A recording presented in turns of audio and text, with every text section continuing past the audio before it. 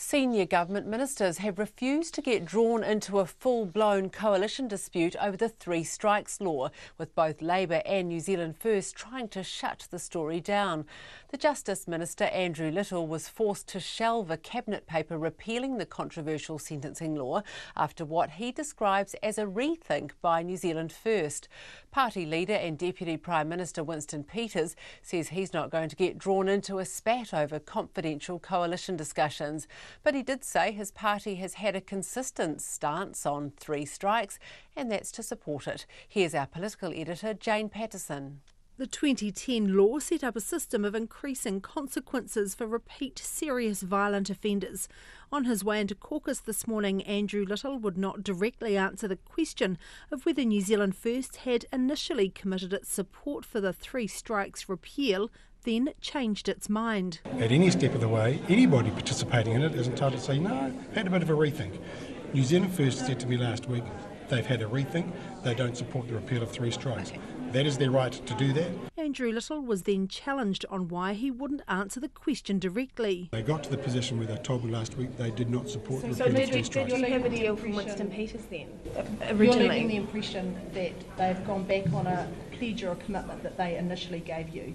Is that the impression you're happy to leave? What is clear is that they came to me last week and said they are not prepared to support the repeal of three strikes for a variety of reasons. National's Justice spokesperson Mark Mitchell was, however, prepared to give his view on what happened. I think he was probably let down, and he was stabbed in the back and by New Zealand First, because I think that they fundamentally agreed to support him on it, and then they realised actually the campaign had stirred up some very strong public sentiment around it. A view promptly dismissed by Winston Peters. If you're going to repeat the language of a police dog handler, that's fine with me. Well, but that's not the standard we set in justice in the country. So was he willing to throw any light on what had happened? Look, I'm not going to analyse what happened here in terms of on what day and what hour conversations happened. A whole lot of conversations happened over a long period of time.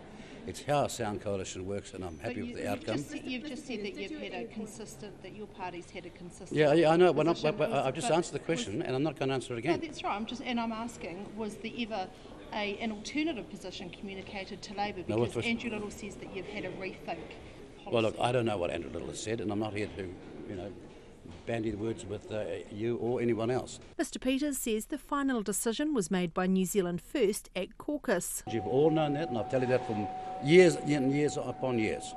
And when caucus speaks, that's our official position. That's where things have always stood. So he jumped the gun then by taking... Well, look, you can come to that conclusion. No, please don't ask me to explain Mr Little's behaviour. It's not fair on him. It's not fair on me. Why don't you go and explain it?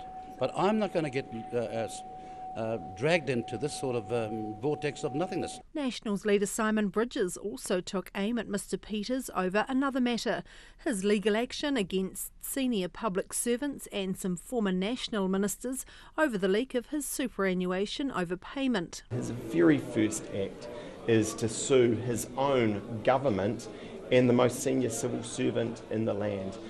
He should be focused on doing a good job for New Zealanders, not on his own personal vendettas. Another topic Mr Peters was unwilling to discuss. You're infringing the sub judice rule now. If you want to have it in front of the court, carry on. But you're not going to, or any of you, be allowed the licence to breach the sub judice rule.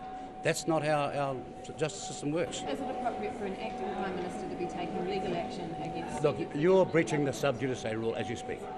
And I'm not going to... Can we talk to you about Summit afterwards?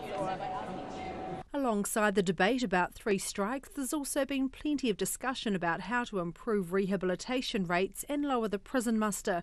The previous National government had planned a 3,000-bed mega prison at Waikeria. This government won't proceed with that, but will announce its plan tomorrow afternoon. A criminal justice summit will be held in August, after which Andrew Little will start work on a broader package of reforms, including changes to bail and parole laws. From Parliament for Checkpoint, Jane Patterson.